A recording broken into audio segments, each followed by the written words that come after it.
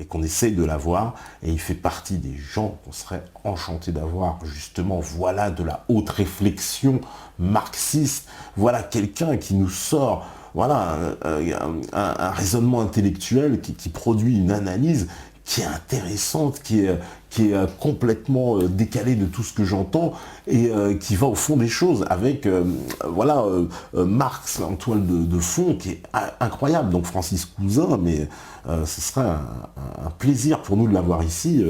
Et oui, l'être contre l'avoir, mais complètement, c'est très, très intéressant, Francis Cousin. Hein. Il y a aussi, voilà, Pierre Garnier-Mallet, on nous en avait parlé, donc j'ai plutôt une bonne nouvelle, parce que ça se précise aussi. Puis il y a d'autres invités aussi très lourds qui se précisent. Je ne peux pas en dire plus, mais voilà. Donc il y a toujours, voilà, de toute façon, nous on va continuer. Vous savez, notre travail continue. C'est toujours le même travail. Moi, je suis toujours heureux de vous retrouver, vous voyez, sur le chat, de voir que ça débat, que vous êtes là, que après tout vous vous exprimez, que chacun aussi vient donner son opinion. Et ça aussi, c'est nouveau. Alors c'est vrai, ouais, on a ramené de la nouveauté, parce que ça, c'est nouveau, c'est vrai. Hein. Qu'il y ait un billard à 3 bandes, que vous, vous n'êtes plus de simples spectateurs, non, vous êtes vraiment acteurs. Il y a un moment où vous participez. Ben oui, c'est ça, mais qu'est-ce que vous voulez qu'on rapporte de plus? C'est ça notre boulot, c'est ce qu'on fait tous les jours. Alors après, ouais, ah ben, ça plaît pas, c'est machin, ouais, écoutez, ça on peut rien faire. Hein. Moi j'ai presque envie de dire, j'avais vu quelqu'un qui avait dit la rime de Booba, là, si t'aimes pas, t'écoutes pas, et puis c'est tout, c'est vrai. Il y a des gens, et on a dit, ils se font violence à nous regarder, et puis après, hein, mais il faut pas nous regarder si on est fait chier à ce point-là, si on raconte que des bêtises, bah, ça sert à rien. Hein, voilà, ne regardez pas, ignorez-nous, voilà, on se portera d'autant mieux. Mais pourquoi entretenir tout comment dire, toute une énergie comme ça, développer toute une énergie négative, voilà, ça n'a aucun intérêt. Aucun d'intérêt. Alors, la dissidence est à l'image de la société, plus un groupe devient nombreux, plus la proportion de gros égos, de fortes personnalités, de gens mal associés ou de comptes simplement le compose. Il faut avoir du recul et ne pas oublier les vrais combats. C'est Free World. Ouais, je lui mets un petit like direct. Bah oui, Free World, je suis assez d'accord. C'est vrai que moi, c'est pour ça que j'ai plutôt envie d'avoir un discours d'apaisement, un discours, de toute façon, voilà, que, comme il disait Buren Stenas ici, que pour pouvoir pallier les problèmes d'ego, il fallait avoir de la transparence et laisser filer comme ça les énergies. Je pense qu'il avait tout à fait raison. C'est la meilleure voie, parce que sinon, si on emprisonne toutes ces énergies, ben, on s'empoisonne soi-même, puis après on veut les ressortir, puis vous savez, c'est le ping-pong, après ça a macéré en vous, vous ressortez encore pire par derrière, etc. Puis tout s'envenime. Hein, on envenime une situation. J'ai un peu trop de dignité, finalement, et un peu trop de tête pour m'engager sur cette voie qui n'est... Mais c'est même pas une impasse. Il y a un gouffre au fond. Enfin, ça n'a pas aucun intérêt. Mais aucun. Voilà. Mais vraiment. Voilà. Alors, qu'est-ce qu'on me dit?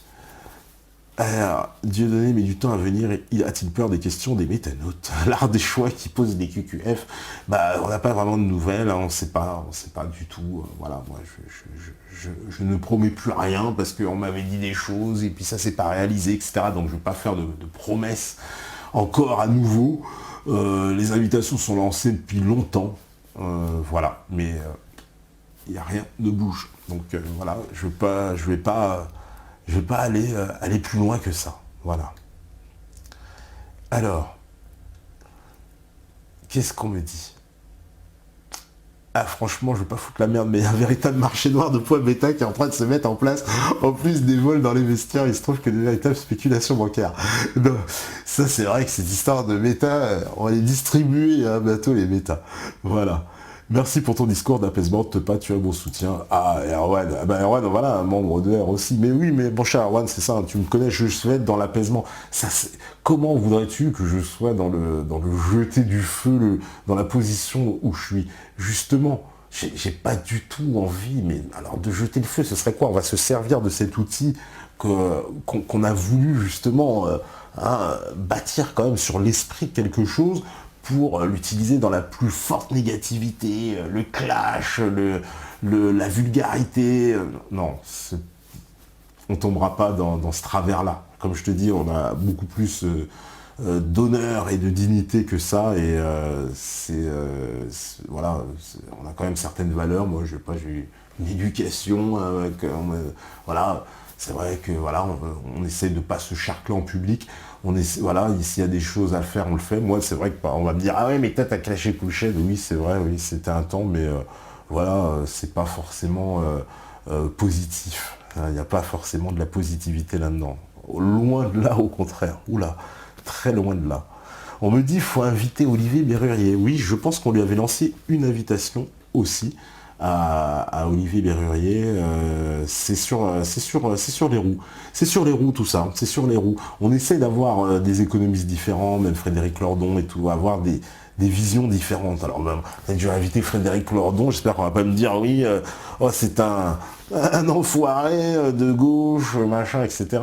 Voilà, il faut sortir vraiment des carcans, il faut qu'on sorte des carcans, il faut qu'on puisse ouvrir l'esprit, ouvrir l'avenir. Je vous dis, c'est comme dans l'alchimie, il faut libérer les forces un peu là, faut libérer la matière, faut que ça puisse s'exprimer, quoi. Faut que ça puisse vraiment s'exprimer, c'est important. Parce que il n'y a que, justement, vous voyez bien, un déferlement d'expression, il y aura du bon dedans. Alors après, bon, malheureusement, il y aura le mauvais, mais bon, c'est comme la centrifugeuse, tout va s'écrémer naturellement, je pense. Voilà. Alors, voilà. Que penses-tu de la passivité des gens alors que nos enfants seraient catastrophiques si on laisse faire? Katcha, eh ben oui, la passivité des gens, elle est due qu'ils sont... C'est vrai que je suis impressionné moi aussi par le matrixage. Bon, c'est un néologisme, mais en même temps j'ai que celui-là sous la main pour vraiment comprendre le concept de gens qui obéissent comme ça, donc à leurs propres conditions, sans jamais, à aucun moment, se remettre en question le propre de sa condition humaine, quoi. C'est-à-dire de réfléchir par le jeu de l'individu en se disant... Mais à un moment donné, qu'est-ce que je fais? Dans quel monde je suis? Et les gens qu'on appelle conspirationnistes, pour moi, ne sont que les curieux qui sont arrivés à ce questionnement et qui, grâce à Internet, ont trouvé en tout cas une réponse à ce qu'ils cherchaient, ou un début de réponse en tout cas, que les cartes sont biaisées et pour qui le comprend bien très facilement. Et donc, une fois, évidemment, c'est comme la pelote de fil, puisque quand on a commencé, ça s'arrête plus, on se déformate, c'est ça le déformatage, puis après, on est terminé, on ne peut plus retourner dans la matrice, même, au contraire, ça fait du mal, on ne peut plus.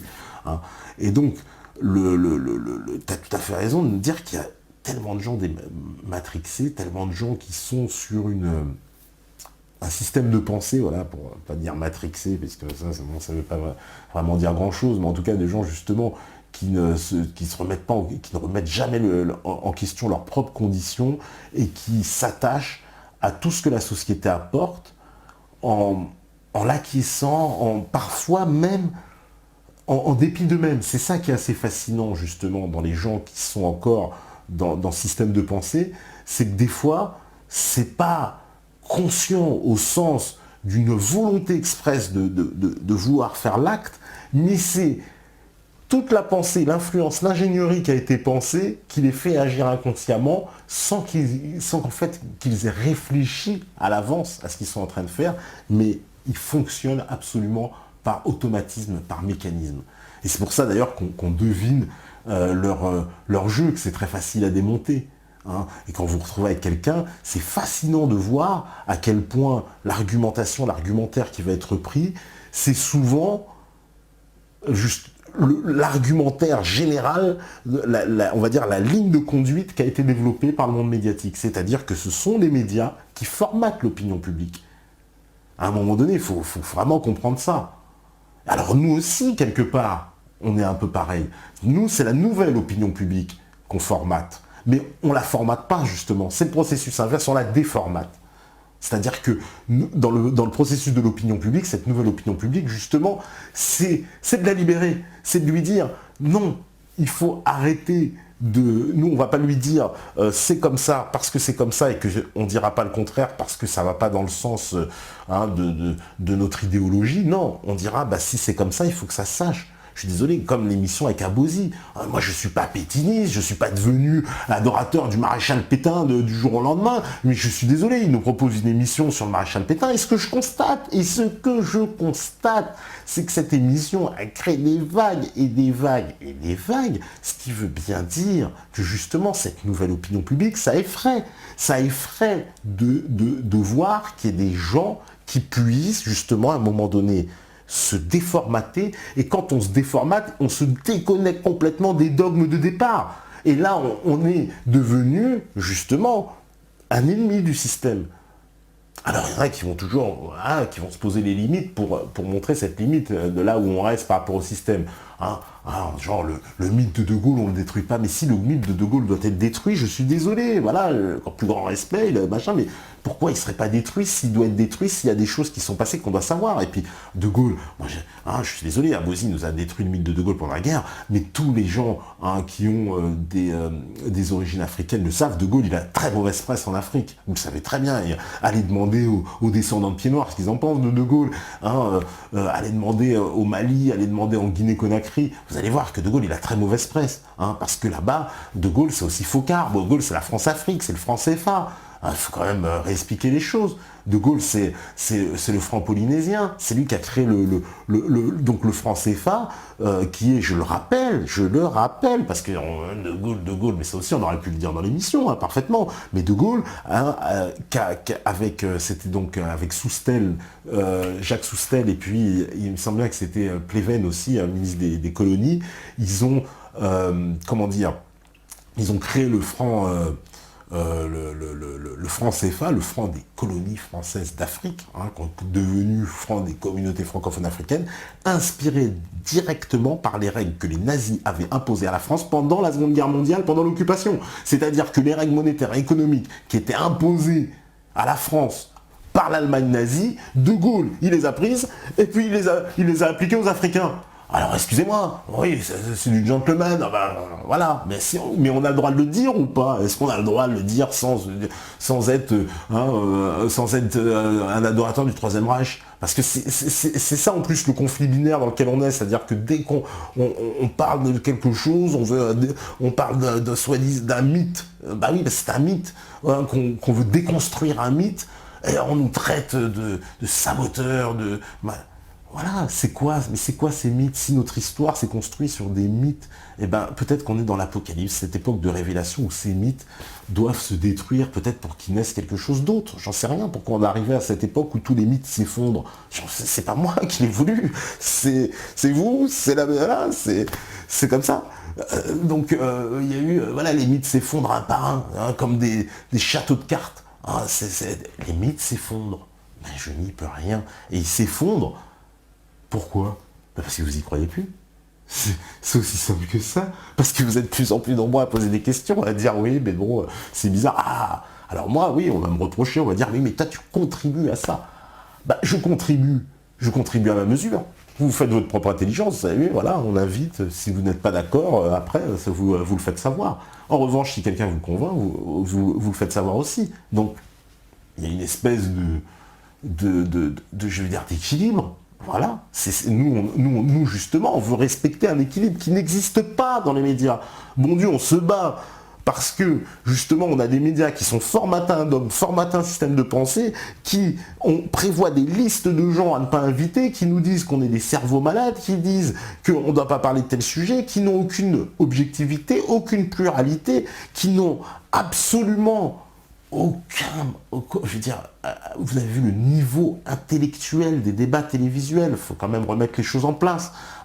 Même il a beau dire, on aurait beau spéculer, mais je veux dire, si Asselineau était venu, pardonnez-moi, pardonnez-moi, on aura eu un débat quand même d'une autre tenue politique que ce qui a été fait devant des millions de gens au NPC, où on lui a fait du voicisme, si j'ose dire, juste pour le détruire, en lui parlant de Serge Ayoub, de machin, de Marine Le Pen, et le faire passer pour un droitard. Voilà, il faut quand même remettre les choses en place. Il y a quand même une autre texture, et c'est ça que le peu que vous êtes aujourd'hui, enfin le peu, non, nombreux, parce qu'on a commencé à 10, aujourd'hui je vois des 2700, donc vous n'êtes pas peu, vous êtes très nombreux même, j'ai envie de dire. Donc vous qui êtes très nombreux derrière, là, qui nous regardez, vous avez compris ça, c'est bien pour ça d'ailleurs que vous êtes venus, c'est bien pour ça que vous nous regardez, parce que justement ça n'existe pas ailleurs, parce que si on était comme ailleurs, si on faisait du BFM, et si on faisait soi-disant justement cette soi-disant doxa, contre-doxa, comme je l'appelle, ça ne vous intéresserait pas. Il y en a même qui ont cru qu'on était dans la contre-doxa à un moment donné. Ils ont dit, ils croyaient que Meta TV s'égarait dans la contre-doxa, mais pas du tout, mais jamais de la vie, à aucun moment. On l'a toujours dit, clamé, non, on ne sera pas dans la contre-doxa. Aujourd'hui, ça paraît, les événements un peu clairs, mais voilà, on continuera sur cette voie. Pour nous, c'est la bonne voie. Comme disait l'alchimiste, ça ne plaira pas peut-être, mais moi j'aimais beaucoup, il disait la voie du milieu. Voilà, l'équilibre, c'est ce que recherchent les civilisations asiatiques souvent, vous voyez, avec le Tao, voilà, espèce de philosophie de l'équilibre. Eh ben nous, on va œuvrer toujours dans cette philosophie de l'équilibre, parce que finalement, rien n'est tout blanc, rien n'est tout noir, rien, tout est nuancé. Il faut sortir de ce système tout binaire, il est tout mauvais, il est tout méchant, il est tout gentil, il est tout... Non, là, il n'est pas contre... Ah ben s'il dit ça, ben, il est contre moi. Ben, il faut arrêter la complexité même de la situation fait qu'on peut pas s'attarder comme ça à des petites considérations ridicules, futiles, qui n'ont aucun intérêt et qui sont contre-productives. Parce que si on a un vrai combat, on dit on a un vrai combat, ah oui, parce que je rappelle quand même que beaucoup de gens là, je sais, il y a un espoir grandissant, il y a quelque chose, c'est quelque chose qui est en train d'avancer, il y a quelque chose qui est en train de se faire, la prise de conscience, parce que c'est bien la prise de conscience, mais on a tous conscience qu'après la prise de conscience, c'est l'action, après la prise de conscience, c'est les décisions, parce qu'une fois que vous avez conscience de quelque chose, une fois que vous avez identifié le problème, on cherche des solutions, c'est comme ça, et c'est ça qui est en train de se passer. Et bien nous, on participe à ce travail, c'est ça notre raison d'être, c'est de participer à ce travail. C'est de participer à un travail général de réapprentissage, de réinformation, j'ai envie de dire, de revitalisation. Voilà. La parole enfin libérée, la parole enfin qui s'exprime. La parole, voilà. Souvent, je reçois beaucoup de mails d'encouragement de gens qui me disent « Moi, vous avez une qualité ici, les gens peuvent venir s'exprimer, on n'est pas en train de les couper constamment. » Oui, alors après, pour d'autres, c'est interprété comme si j'acquiesce forcément tout ce qui dit non. C'est aussi une forme de politesse. Voilà. Alors après, oui, il y a des débats. Et voilà, ça aussi, il y a des joies, on n'est pas d'accord. Mais ne vous méprenez pas. Voilà, c'est comme quand il y a eu l'autre fois une discussion avec un Benajam. On m'a dit, ah, Benajam, il ne viendra plus, mais Benajam, c'est mon ami. Benajam, on l'adore, Benajam, on s'en fout. Ce que vous avez vu, le débat là, nos désaccords, c'est ce qui se passe continuellement en off. C'est-à-dire que pour une fois, justement, on va pas faire les hypocrites à la télé, tu vois, comme dans les autres. On dit ce qu'on pense chacun l'un et l'autre devant vous. Voilà. Et bon, et on s'en fout. On sait qu'on en aura d'autres, des débats comme ça. On sait qu'on en aura d'autres discussions et on sera pas d'accord. Et c'est très bien comme ça. Et c'est ça notre pluralité. Vous vous rendez compte, on m'accuserait donc nous de défendre une idéologie, alors que l'intervenant, on va dire, un de nos partenaires principaux, clairement depuis le début, le réseau Voltaire, voilà, il était question de faire des émissions avec Alain sur des thèmes d'histoire, de machin, etc. Beaucoup de gens m'ont dit, ouais, mais Alain, on le voit souvent, etc. Machin, vous faites la promotion de Benajam. Mais je ne fais pas sa promotion, c'est lui, il a sa pensée, voilà, on fait des émissions, etc., machin, mais ce n'est pas du tout une histoire d'idéologie, justement, on n'est pas d'accord sur plein de trucs, bon ben voilà, il y a plein de choses sur lesquelles on sera en désaccord, faudra pas rêver, mais c'est ça qui est quand même extraordinaire, et qu'on devrait se dire, c'est qu'on puisse être dans le même lieu d'expression. Même si on n'est pas d'accord, même si on s'oppose, même si on n'a pas du tout les mêmes idées, qu'on est en désaccord total sur des grands problèmes politiques. Voilà, il y a des choses sur quoi on a un désaccord, des choses sur quoi on est en accord. Mais on peut les exprimer dans le même lieu. On peut les exprimer tous, que cette diversité s'exprime. C'est ça pour moi, qui est le plus profitable, le plus productif, qui à la fin, j'ai envie de dire, s'il y a une fin, en tout cas, qui aura servi à quelque chose, qui aura apporté sa pierre, voilà, on a contribué à apporter notre eau au moulin, en alimentant, en revitalisant, en dynamisant ce débat. Voilà, après, on pourra toujours faire des critiques, la forme, etc., la forme, le truc, le machin, voilà.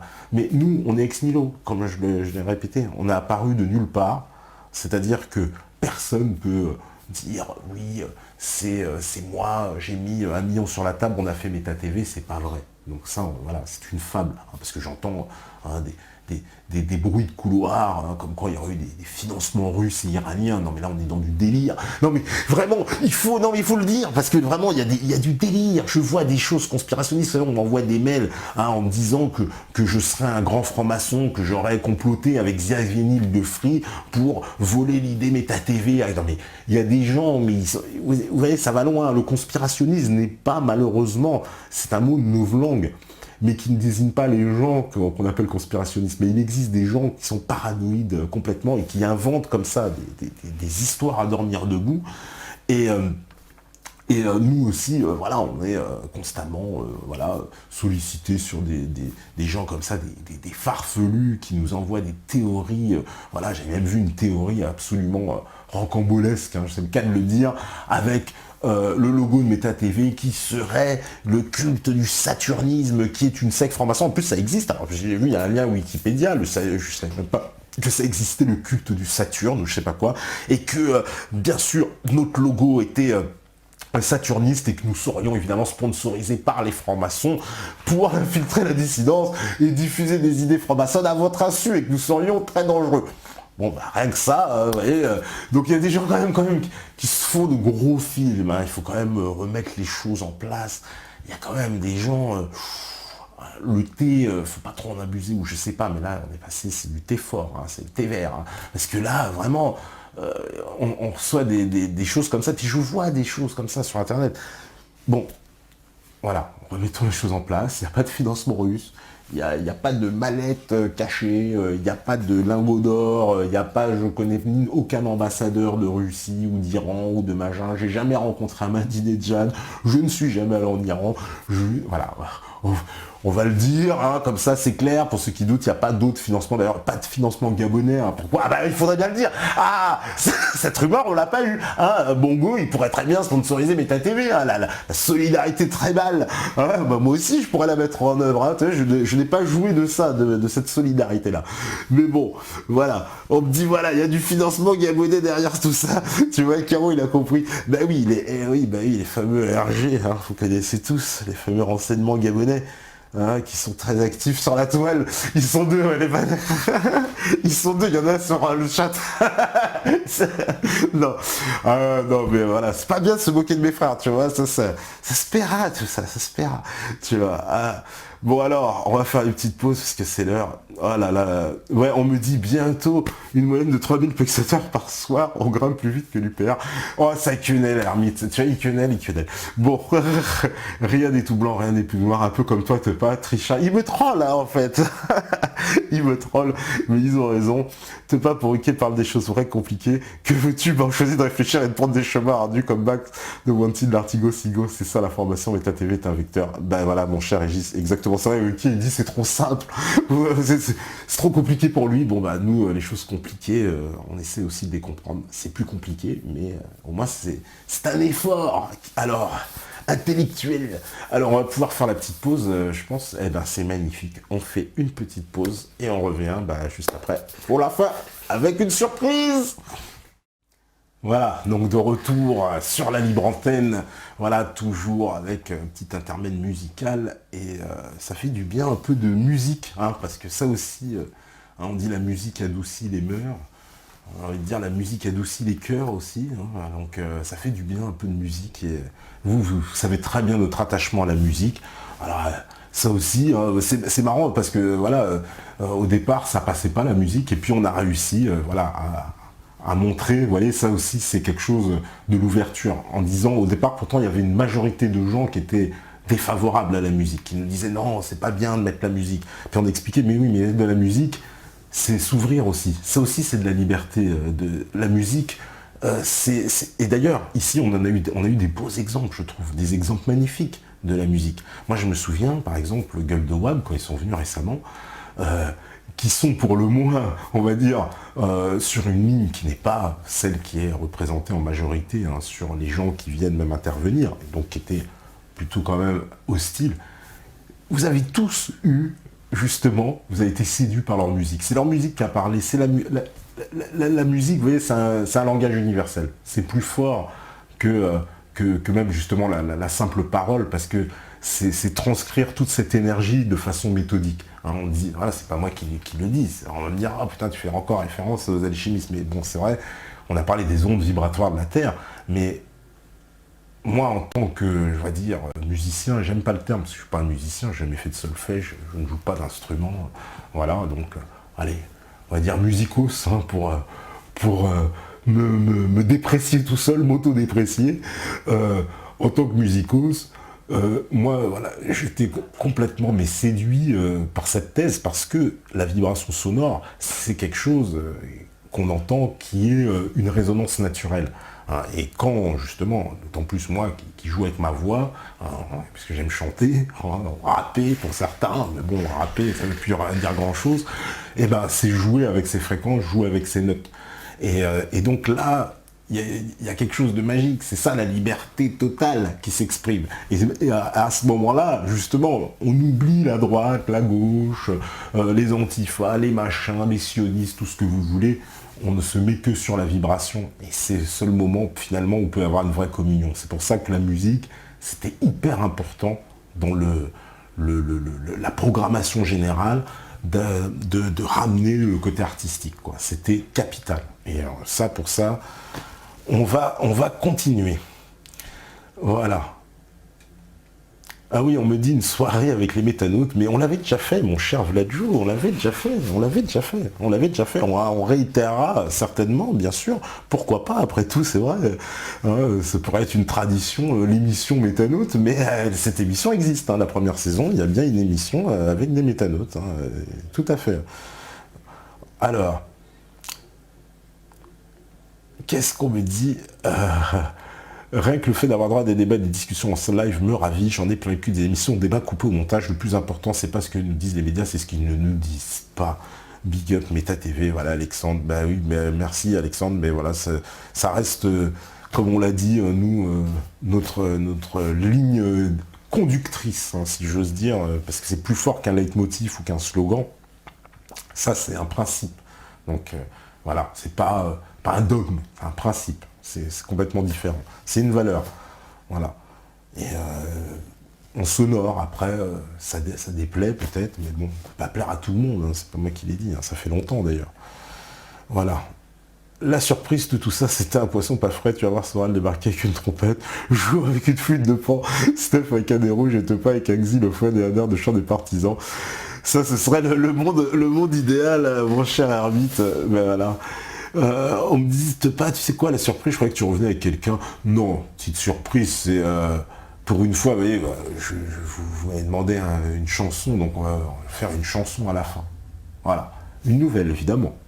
On va pas honorer les choses, c'est une nouvelle chanson. Alors je précise d'ailleurs qu'elle a été écrite il y a bien longtemps, hein, pas que les gens commencent à comploter, parce que on est dans une période tellement sensible, hein, que tout ce que je dis, tout ce que je fais est analysé, pris à la loupe, au micro-ondes et machin. Donc voilà, on pourra s'amuser à décortiquer, mais bon, c'est une chanson qui avait été écrite il y a un certain temps maintenant et qui devait sortir, et qui va sortir, enfin, c'est quelque chose, enfin, voilà. En tout cas, c'est de l'avant-première, c'est de la nouveauté, c'est pour ça que je parlais de surprise, mon cher Erwan. Mais normalement, en tant que fan de rap, tu devrais apprécier. Alors, un point à mettre en une heure, foutrait pas un peu de bois à la faille. Il faut aller voir Docteur Méta TV. C'est lui qui concentre tous les points. Il faut qu'il lâche les points. Voilà. Moi, j'ai pas le temps de. Je peux pas m'occuper de ça là. Mais oui, mon cher ermite, allez, il faut aller gueuler. Là. Non, c'est, je sais plus c'est qui gueulait sur les points. Bah voilà, il faut aller gueuler. Alors, ah bah il s'est fait zapper, je crois en plus. Oh, putain, les mecs, waouh. Il rigole pas, hein. Direct, chat troll.